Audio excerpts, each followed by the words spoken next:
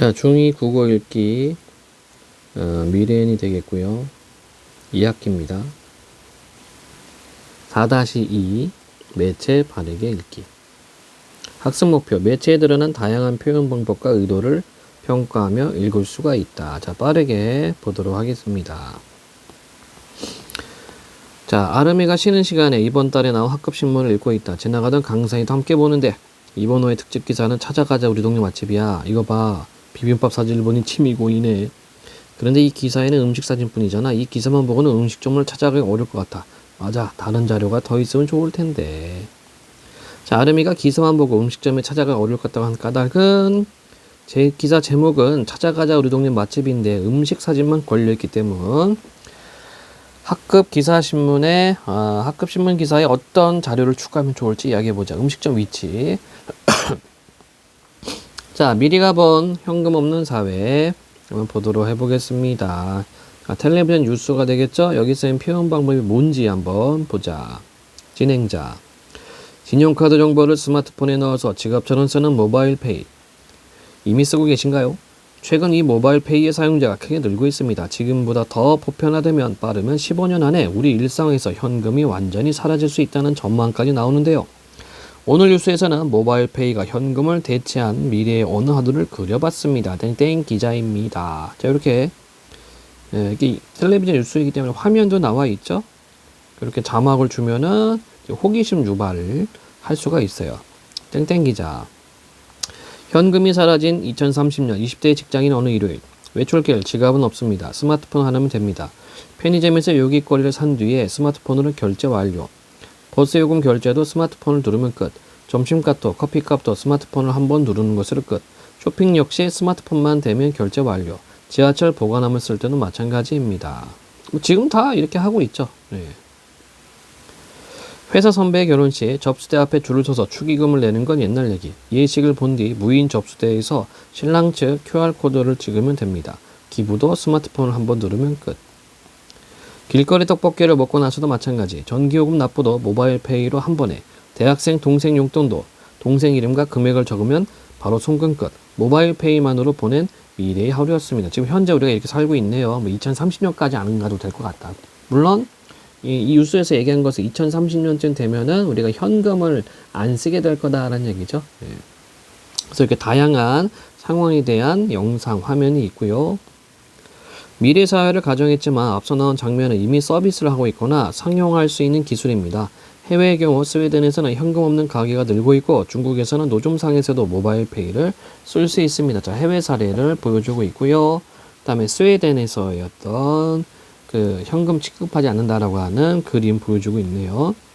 한국의 모바일페이 시장은 이제 막 성장 궤도에 올랐습니다. 지난해 3분기 모바일페이 하루 이용액은 294억 원으로 반년 만에 배 이상으로 늘었습니다. 이렇게 그래프를 통해서 막대 그래프를 통해서 2016년 자료가 되겠네. 그래서 하루에 얼만큼 쓰고 있는가 보여주고 있어요. 자, 인터뷰 나오고 있네. 저는 하루에 한두 번은 사용하는 것 같아요. 지갑을 꺼낼 필요 없이 비밀번호만 스마트폰 앱에 입력하면 되니까 편리해요. 자, 현재 10여 개의 모바일페이 업체가 시장의 주도권을 잡기 위해 경쟁하고 있습니다. 반면 현금은 갈수록 사용 비중이 줄고 있습니다. 2015년 전체 지급한 결제액 중 현금 비중은 36%로 신용카드 결제 금액을 밑돌았습니다. 역시 그래프를 통해서 신용카드 사용 비중이 점점점 늘고 있다는 점 보여주고 있네요. 그래서 이제 현금 사용 비중이 줄어들고 있다는 점을 그래프를 통해서 보여주고 있고, 국민의 절반 이상이 모바일페이를 쓰는 스웨덴은 현금 없는 사회 목표 시한을 2030년으로 정했습니다. 이를 위해 스웨덴은 화폐 발행량까지 줄이고 있습니다. 스웨덴 화폐 좀 사놔야 되나? 그래도 한 30-40년 지나면은 희소성이 있을 거 아니에요.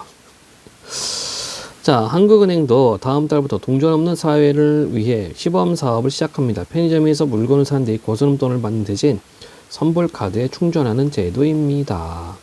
역시나 이렇게 동전 관련한 영상을 보여주고 있고, 현금이 사라지면 금전거래가 투명해지기 때문에 불법 자금 세탁이나 탈세 등이 줄어들 것이라는 기대감이 있습니다.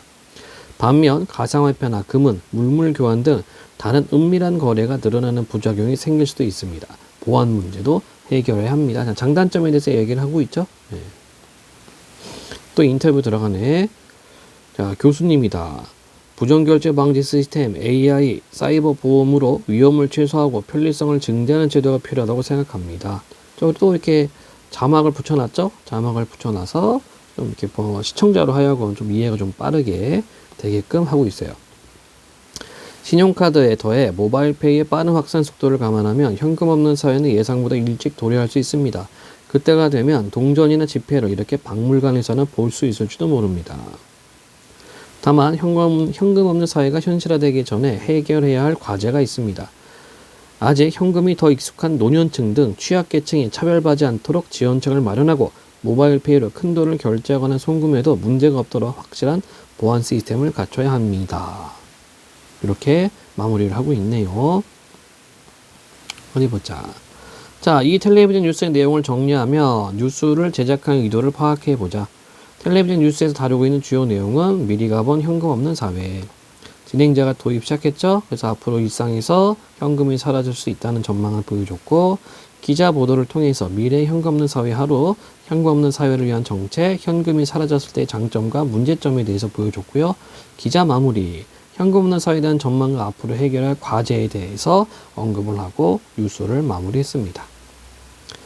자, 이를 바탕으로 하여 이 뉴스를 제작할 의도를 생각해보자. 현금 없는 사회의 현황과 전망에 대한 정보를 제공하고 해결해야 할 과제를 제시하면서 시청자들이 화제에 대해 깊이 있게 이해하고 균형 있는 관점을 가지게 한다. 모든 뉴스가 다 이래요. 모든 뉴스가 시청자들이 화제에 대해 깊이 있게 이해하고 균형 있는 관점을 가지게 하는 것. 근데 이제 몇몇 뉴스들은 좀 편향된 이렇게 정보를 제공함으로써 좀 이렇게 중립적 관점, 균형 있는 관점이 아니라 좀 한쪽으로 기울어진 관점을 또 주려고도 합니다. 자, 이 텔레비전 뉴스에 쓰인 표현 방법과 효과를 파악해보자. 매체의 특성을 고려하여 방송 매체죠? 현장 화면이 있어요. 표현 방법. 모바일페이로 결제하는 여러 모습을 담은 화면을 한 번에 보여주는 표현 효과. 실제 모습을 한눈에 보여줌으로써 다양한 상황에서 모바일페이를 사용할 수 있다는 보도 내용을 강조했고, 자, 그림이 있어요. 가게에서 현금을 사용할 수 없다는 내용을 이미지로 표현해 보여줬고요. 단순한 이미지로 내용을 표현하기 쉽고 빠르게 이야기했고요. 자, 도표가 있었습니다. 지급수단별 이용 비중을 연도별 띠 그래프로 보여주고 시간이 지남에 따라 현금 지급이 줄고 있다는 사실을 연도별로 비교하여 알 수 있도록 했고, 인터뷰. 모바일페이의 보안 문제를 해결하는 방법에 대한 전문가 의견을 전해주면서 전문가 의견을 인용하여 보도의 신뢰성을 높인다. 이런 효과들이 있습니다.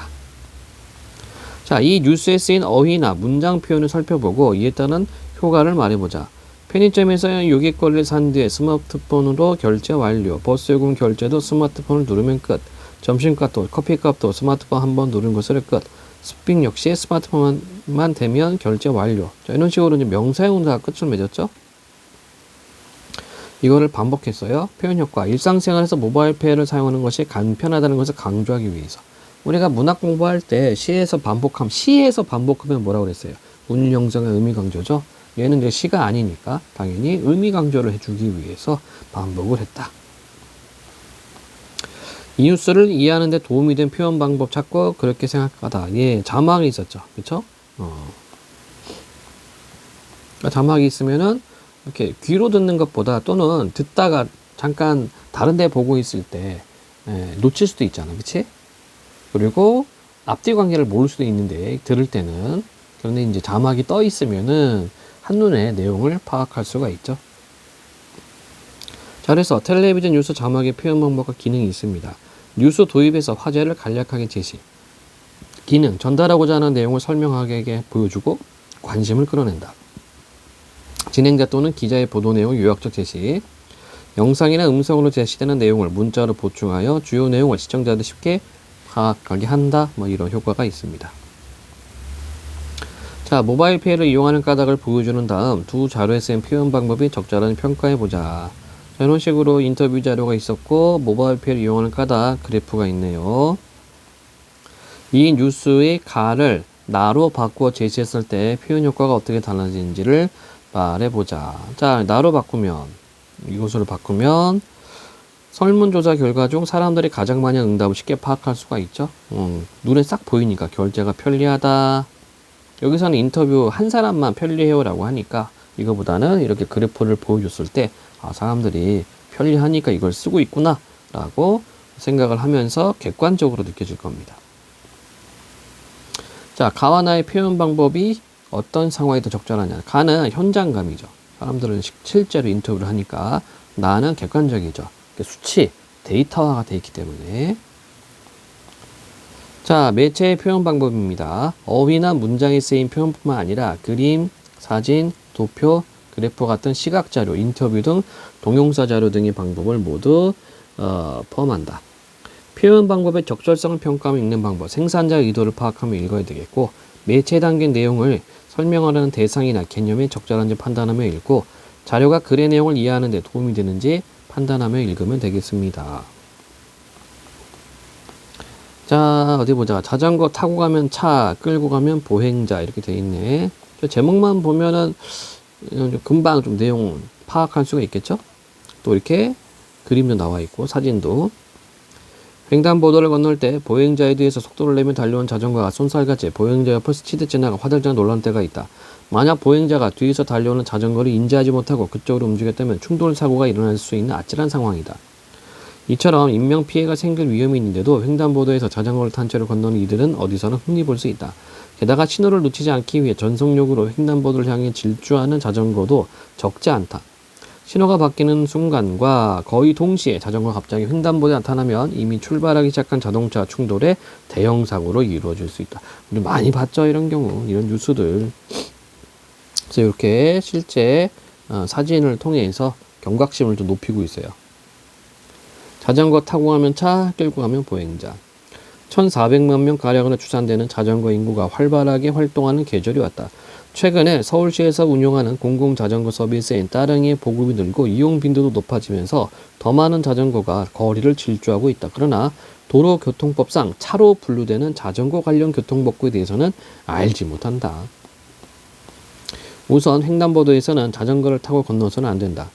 자전거에서 내려서 끌고 가야 한다. 자전거에 사람이 탔을 때는 차가 되고 사람이 끌고 갔을 때는 보행자로 인정되기 때문이다. 따라서 사람들이 건너는 횡단보도를 자전거를 탄 채로 건널 때는 차를 타고 지나가는 것이나 마찬가지인 셈이다. 적발되면 범칙금이 부과되며 인명피해가 나면 처벌까지 받을 수 있다. 자전거는 전용 횡단보도가 표시된 곳에서만 타고 지나갈 수 있다. 그러니까 우리 보통 자전거 전용 도로라고 얘기를 하죠. 요런 게 이제 자전거 전용 횡단 도로입니다. 인도에서도 마찬가지다. 사람들이 걸어다니는 인도에서는 자전거를 끌고 가지 않으면 단속 대상이 된다. 따라서 자전거는 전용도로나 차로의 오른쪽 가장자리에서 통행해야 한다. 반대로 자전거 전용도로에서는 자전거를 끌고 가서는 안 된다. 내년 3월부터 전기자전거 운행도 합법화, 안전비상. 신체를 직접 이용해 속도감을 즐기는 자전거는 단순한 친환경 교통수단이 아닌 여가활동이자 건강에도 좋은 매력적인 기구가 된 지 오래다. 지난 3월에는 전기자전거 운행 관련 법안도 국회를 통과했다. 법안이 시행되는 내년 3월부터는 만 13세 이상이면 누구나 전기자전거를 합법적으로 운행할 수 있게 돼 자전거 인구가 더욱 늘어날 것으로 예상된다. 이에 따라 그만큼 안전의식을 더 강화해야 한다. 일단 자전거 안장에 오르면 곳곳에 위험이 도사리고 있기 때문이다. 도로교통공단 교통분석 시스템에 따르면 지난 5년간 발생한 자전거 사고는 4월에는 3월보다 32% 증가하고 가을철까지 높게 지속되는 경향을 보인다. 안전을 위해서는 자전거 교통법을 제대로 알고 지켜야 하며 필수 안전장비를 착용하고 보행자들을 우선하는 배려가 있어야 한다. 이렇게 되어 있네요. 그래서 이런 식으로 그림들을 통해서 시청자가 또는 독자가 이해하기 쉽게끔 배치를 해놨습니다. 이 기사에서 말하고자 하는 내용을 한 문장 써보세요. 제목 자체죠. 그래서 자전거 사고를 줄이고 안전하게 이용하기 위해서는 자전거 교통법규를 제대로 알고 그것을 준수해야 한다. 이겁니다. 이 기사에 쓰인 표현 방법과 그에 따른 표현 효과. 제목을 좀 이렇게 대꾸 형태로 드러났죠. 그래서 기억하기 쉽게 내용을 효과적으로 요약하면 전달. 이런 그림들을 이용했습니다. 그래서 기사의 내용을 단순하고 분명한 이미지로 보여주어 서로 대조되는 상황을 나타낸 것임을 선명하게 보여주고 있고요. 그 다음에 자전거 횡단 전용 도로 실제 모습을 보여줌으로써 기사의 내용을 이해하기 쉽고 사실감을 높였다. 여기는 패스하겠습니다. 자, 그러면 이 자료는 어디에 넣으면 좋을까? 2011에서 2015년 월별 자전거 교통사고 발생 현황. 자, 2월부터 쭉 올라가요. 가을 때까지. 그치? 그러니까 날씨가 따뜻해지고 선선해질 때까지는 자전거를 많이 이용하다 보니까 교통사고가 많이 발생한다는 얘기네요. 그래서 교통사고 자전거 교통사고 많이 일어나는 그 내용에다가 이걸 집어넣으면 되겠죠. 다음 볼까요? 패스. 아래는 모둠 활동이니까 패스하도록 하겠습니다. 자, 내용 정리. 미리 가본 현금 없는 사회에서 배운 내용을 떠올리며 빈칸에 들어가 알맞은 말을 넣어보자. 모바일 페이의 사용이 늘어나고 현금 사용은 줄어들고 있다.